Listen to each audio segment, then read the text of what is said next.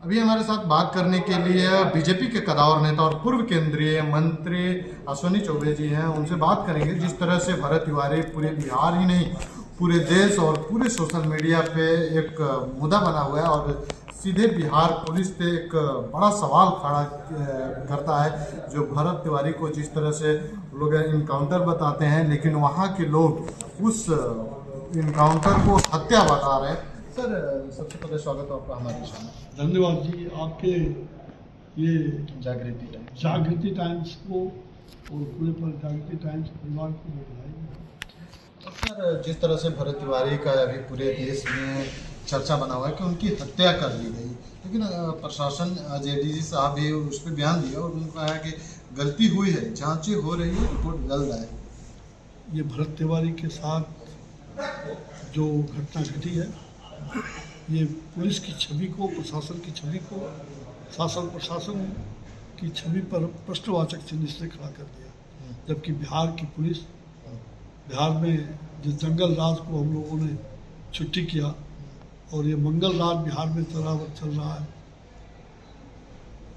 ये कानून का शासन, कानून का राज बिहार में चल रहा है। आपने देखा कि मैं यहाँ भी मंत्री रहा हूँ, नरेंद्र भाई मोदी जी के भी मंत्रिपरिषद में रहा हूँ, तो हमारी सरकार अपराध और भ्रष्टाचार के खिलाफ जीरो टॉलरेंस भ्रष्टाचार के खिलाफ है। लेकिन आज जो हत्या हुई है वो भ्रष्टाचार के खिलाफ लड़ रहा है और उस भ्रष्टाचार के उस खिलाफ लड़ने के कारण उसी रक्षक ने, जो पुलिस रक्षक होते हैं, वो भक्षक बन गया। उसने बिहार की छवि को बदनाम किया है। ऐसे मुट्ठी भर जो ऐसे दुर्नाम लोग उसने इसलिए मारा है कि ये ब्राह्मण परिवार का है, गरीब परिवार का है। अगर कोई बड़ा क्रिमिनल रहता, बड़ा अपराधी रहता, कोई बालू माफिया रहता, कोई बड़ा दुर्नाम अपराधी रहता, तो पुलिस घंटों उसके घर में बैठ के गप कर रहा था। तो या तो पुलिस जो है निकम्मी थी जो गए थे, उसको 2 दिन पहले उसको धर दबोचना चाहिए। वीडियो पर सब रिलीज हुआ, गप कर रहा है, उसको पकड़ सकते थे, गिरफ्तार कर ले सकते थे, लेकिन एक सोची समझी षड्यंत्र के तहत उसकी हत्या की गई, नृशंस हत्या की गई।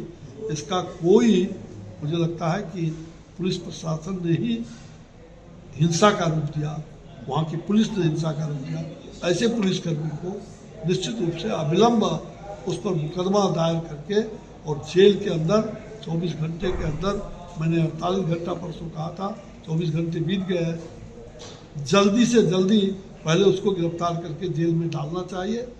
और फिर जो सरकार ने बहुत बड़ी बात कहा है कि हम उच्च स्तरीय न्यायिक जांच की बात, तो जो रिटायर्ड जस्टिस के नेतृत्व में कमीशन गठन किया है जांच आयोग के द्वारा, दूध का दूध और पानी का पानी 1 महीने के अंदर जितना जल्दी से जल्दी हो उसका निर्णय हो जाए, ताकि उस परिवार को, समाज को और पूरे देश के अंदर ये छवि, बिहार सरकार की जो छवि है और पुलिस की जो छवि है, वो कलंकित ना हो। भरत तिवारी सरकार और सिस्टम से ही लड़ रहे थे और जब सिस्टम गलती करती है तो सवाल सरकार पे उठती है, और जब सिस्टम अच्छे काम करती है तो सरकार भी अपनी पीठ पर थपथपाते हैं। लेकिन सवाल तो आपकी सरकार पे खड़े हो रहे हैं, क्योंकि सिस्टम सरकार के पार्ट ही होते हैं। ठीक है, जब हम उसको, जो सरकार में बैठे अगर हमें, तो हम उसको अगर सही ठहराएंगे तब ना। अब वो गलत हुआ तभी तो उन्होंने निलंबित किया। बिहार के मुख्यमंत्री ने 4 लोगों को निलंबित किया पहले, मतलब निलंबन आदेश तो उनके माध्यम से ही गया, जैसा कि हमको वहाँ के एसपी ने भी बताया कि हाँ सर, हम लोगों ने निलंबित कर दिया है, 3 दिन पहले बताया था। तो यह निलंबन मतलब कहीं न कहीं दोष पाया, प्रथम दृष्टया दोषी है, तभी तो निलंबित किया गया। तो फिर उसको जेल में डालने में देर क्यों कर रहे हो?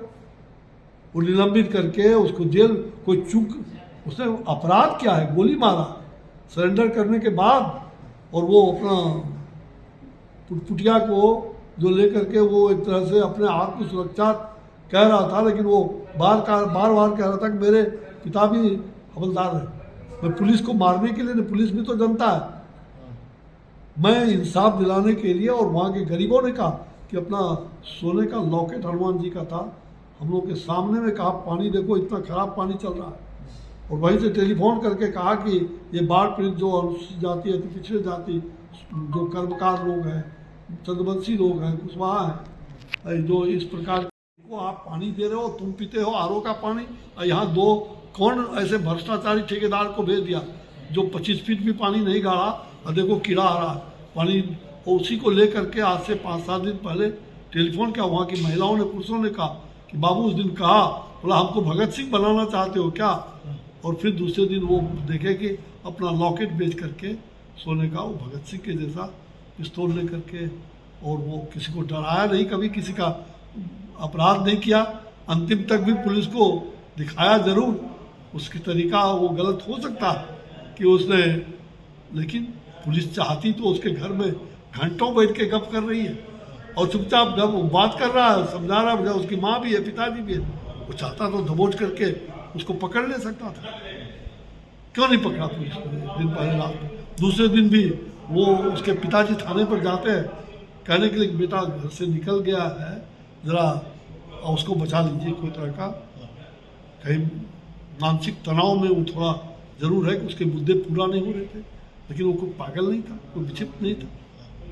मानसिक तनाव इसलिए था कि उसके घर पर 50 पुलिस भेज रहा था 2-2 दिन से, कोई अपराधी नहीं था, कोई हिंसक नहीं था, कोई नक्सलवादी नहीं था, कोई उग्रवादी नहीं था।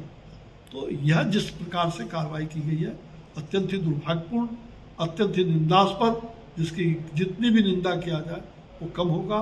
और एक भरत तिवारी जो गरीब ब्राह्मण हवलदार का बेटा था, उसके साथ ये अन्याय किया गया, और उस पुलिसकर्मी को अविलंब गिरफ्तार करना ही होगा, उसको जेल जाना होगा। और जो लोग भी सफ़ेद पोश लोग इसमें बचे हैं या बड़े वर्दी, इस वर्दी को कलंकित नहीं होने देगी हमारी सरकार। मुझे विश्वास है कि सरकार न्याय आयोग बैठा करके और जल्दी इस पर कार्रवाई करेगी और सभी पहलू पर निष्पक्ष और पारदर्शिता पूर्वक विचार होगा। पप्पू यादव आज एक बयान देते हैं, बोले कि जवनिया गांव जब डूब रहा था तो हम गए थे मदद करने, लेकिन सरकार के लोग तो वहां नहीं गए थे। अगर आज वो लोग कह रहे हैं, जो सरकार में बैठे मंत्री भी बयान दे रहे हैं, ये जो वहां जा रहा है, कम से कम घोषणा करें कि भरत तिवारी के लोग, घर के लोगों को हम 1 करोड़ देंगे, क्योंकि हमने तो घोषणा कर दिया कि हम 5 लाख रुपया तक देंगे। नहीं, ठीक है, श्रद्धा जिसकी जैसी जो श्रद्धा है वो, लेकिन ऐसा नहीं है, सारे लोग गए थे। जब भी बाढ़ पीड़ित हुआ था, बाढ़ पीड़ितों को देखने, उनकी दुर्दशा के लिए हमारी पार्टी के लोग, हमारे लोग, सब लोग उनको वहाँ, बहुत सारे आज भी हमारी पार्टी के कई कार्यकर्ता बांधों पर रहे, हमारे पार्टी के लोग बांधों पर रह रहे, दामोदरपुर 2-2 वार्ड वहाँ फंस गया, सैकड़ों लोग गृहहीन हो गए। लेकिन सरकार को आज की इस घटना से लगता है, सरकार को देखना चाहिए, जहाँ भी बचने की बात हो, सरकार पैसे भी देती है और बदनामी भी झेलती है। अब वो वहाँ के जो भी सीओ हो, पदाधिकारी हो, कर्मचारी हो, जिन्होंने भी वो स्थल चुना, क्या वो स्थल उचित था? क्या बाढ़ कर्मी को वहाँ से एक बाढ़ के से लाए और दूसरे गड्ढे में उसको मकान बनाने के लिए करे?